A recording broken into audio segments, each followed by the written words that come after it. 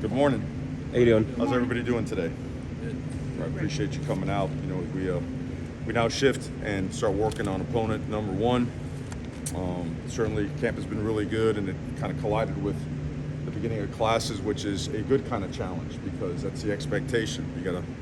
How you do anything is how you do everything. We certainly abided by those principles and those values, and have gotten off to a really good start in both. So I think camp was successful. Certainly have elevated our systems, our production, our culture, our way of doing things, just about every aspect. The way that we signal, the way we process those signals, the way we communicate on the field, the way that we're able to make adjustments, but we got to continue to get better. So all in all, improvement, and still got a ways to go. So questions, please. That was easy. Good morning to you. The shift to game day or week one prep today, just like I know you'd said probably Thursday. It was a little bit of both. You Okay. know, this for us is what we call our mental sweat day, where the mental intensity has to match the physical intensity of Tuesday and Wednesday. And part of it was corrections because we installed everything on both sides of the ball. And when you do a lot against a lot, some things happen, which is good because albeit your plays aren't going to be perfect, but you can work on the solutions that people try to present when they try to present problems to you and to your systems. So we went a fair amount of time today on those corrections. We really took a deeper dive into special teams against opponent one, and then a lot of the base calls and plays against opponent one in today's mental sweat session. Coach, you talked about drops at the last scrimmage. About what, I'm sorry? Drops. You talked Yes. about drops. How did that progress throughout the week? Did you see progress? Was it much more the same? How would you say the guys responded? Right. I see progress. We all see progress. I see inconsistencies, and I also see a defense that's getting better. I see guys that have really improved their technique and coverage. The windows are certainly tighter with some of the length and the size and the speed that we have in the secondary. And then at the same time, the expectation is no matter what, we expect both sides to come up with a play, right? So you have a choice, either you lower your standards and you get a lesser player, you keep them high, and you say, hey, we got to improve this side. This side is doing a fairly decent job, but it's got to improve as well. So all in all, just, there's improvement. There is, but it's still too inconsistent. Are there any true freshmen that I guess showed up in the summertime and up till now that have impressed you to the point where, hey, they're definitely going to be a part of the rotation and get some playing time this year? Yeah, there are. I mean, I like to be better prepared for that and talk position by position. And we can do that, sometime here in the near future. But it's been a very wide open camp. I think we did a really good job of allowing competition to take care of things. And competition, and having I would say, a little bit deeper of a talent pool at certain positions, not all, has a lot for guys to get better. It's created urgency. It's created that feeling where I better be at my best every single day. And it's helped certain position groups. And others aren't as deep. And certainly we need to develop that. We need to acquire more talent at certain positions. So I think it'll be worth talking about those guys this coming week. We have a chance to sit down and talk a little bit about Bethune Cookman. And I guess that way you can have just more accurate and detailed information. Mario, do you have this weekend some kind of dress rehearsal, or it used to be that the guys would go to Hard Rock, you know what I mean, and do just like they're going to do before a Sure. game? The pregame part, we will, which is the warm-up, which is almost identical to what we do every single day, so there's not much of a difference. I have measurements on the distance from the tunnel to the locker room and all, so there's not much changing. We gotta keep doing our workout at Green Tree. If there was a particular place that we're going to that had something that was really just different, or I would say difficult to deal with, you prepare for it, but we feel comfortable that we've done enough preparation here the right way, and it's not going to affect our dailies over there on our game day routine. Also, I wanted to ask you about Al Blades. We talked to him, and he talked about practicing in safety somewhat, and he can play all positions. What's your view on him? How's he doing? He's been here a while, and the safety aspect of him. He's done a great job. I think the best part about here, there's going to be no nonsense, no BS, no dressing it up. I mean, we call it like it is, and that's the way it should be. That's your greatest form of respect to a player or to a program. Al Blades has done a great job at playing just about everything and on special teams as well. And what we find ourselves now in a position where we have the ability to play a good number of guys back there that can play winning football. So he, again, he's been really good off the field as well as a leader in the weight room. And when you talk about all the guys that are back there, they're doing just about all of them doing about the same things. They're playing well.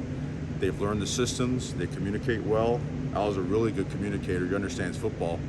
You know, obviously it's in his bloodlines for a long, long time. So everyone's super proud of him and super excited for him and what he's going to bring to the table this year. We think he's going to be a great player. No Jalen Knighton. We didn't see him at practice the other day. Do you know if he's going to be ready for week one? Or has he returned to practice? How's his status, I guess? He's returned to practice. He got nicked up a little bit. Nothing major. Yeah, we'll see him game one. And Zion Nelson, how has he been feeling? Do you know if he'll be ready for next week? He's getting closer. Can't guarantee he's going to be ready for game one. We'll know more by Tuesday, Wednesday, probably Wednesday. You know, if you had to practice with him today and run a full practice, you probably feel good about that. If you had to play a game today, it's pretty close, and we hedge on the side of safety, which is really important, and he knows that. You know, so it's a good thing about guys like him and guys like Knighton. You got to hold them back, right? It's always difficult when you have to urge a guy to come on, man. You know, let's get going. So those two guys are competitors that want to play and they want to win. They really do. They want to see all the hard work put to good use. So hopefully we'll get good news throughout the course of the week, and we'll get that to you as soon as we can. So Zion still he hasn't done like a full practice or anything yet. Has not done a full practice yet. Just at running back, obviously with the injuries you guys have had, like is there going to be like a lot of precaution with the guys you have left throughout the season? Like how do you kind of manage that? Precaution? Kind of three, yeah. Is that like in practice? I'm not sure what you mean by precaution. During Well, I the just mean, season like- now, we don't tackle to the ground. Right. And so we'll run our practices. We'll certainly divvy up the reps so that one back doesn't have to carry the load of two or three, if that's what you mean. We don't want to overload a guy that'll now create a domino effect of soft tissue injuries and stuff of that nature. We'll make sure that we continue to elevate and develop whoever is in line next so that we can have an opportunity to practice the right way without putting our guys at risk. Mario, you mentioned the importance of competition. Can you just talk about the competition going on that defensive line? Yeah, well, that's the best. There's no other way to describe it.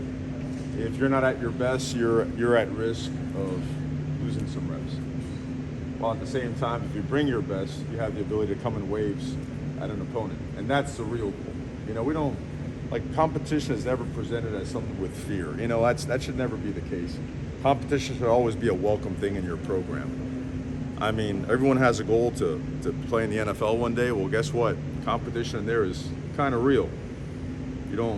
That meal you have for free here on scholarship, if it doesn't go your way in the NFL, it's like a little note that says, hey, come bring your playbook and stuff, right? So they've got to get used to that level of competition. We've seen tremendous battles going on.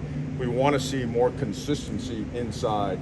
Darrell Jackson's probably been the most consistent one, just knocking people back and playing with great pad level and discipline effort. But all those guys have had a really good camp. All of them have. It's a lot of them to mention, but you have all the numbers. You got 81, 91, 56. Moultrie's jumped in there, done a great job. Alan Hayes jumped in there, done a great job. You name it, you've seen, Jordan Miller. I mean, really, just a lot of really, really good competition. That's what you want at every position. If we want to be really good, we got to get there from a recruiting, talent acquisition standpoint, development standpoint, and we'll be on our way. Coach, last year South Florida had 4 of the top defensive ends coming out of high school. Miami chose Najee Kelly. Talk to us a little about Najee Kelly and his group. Yeah, I was doing everything possible to get him to Oregon. Feel very confident he was going to come there too. Just add that. But this is what sets him apart. All right. If you look at, if he walked up right now, he looks like a power forward and on an elite basketball team. And it starts with him having a tremendous upbringing. His mom is one of a kind. He was raised right. He's a tremendous human being. He loves football. Najee would play football all day, every single day, if he could. Length, explosiveness, suddenness. His foot and body quickness is elite. His ability to accelerate, decelerate, come to balance, strike. He's very heavy-handed with light feet at that. And he's got just a very unique and elite recoverability. I mean, he could be in a twisted, contorted position, and all of a sudden put a foot in the ground, spin out of it, and make a play. You know, so, and he's learning the system, and you see as he learns it more and more and more, he's going to be an elite player. Mario, is there hope Don Chaney will be back at some point this year? I think he will be. His injury wasn't as serious as Cervantes, but it was significant enough where he's going to miss some time. He'll miss several weeks. Great. He will. Thank you very much, Coach. Okay, guys. Thank you. Thanks.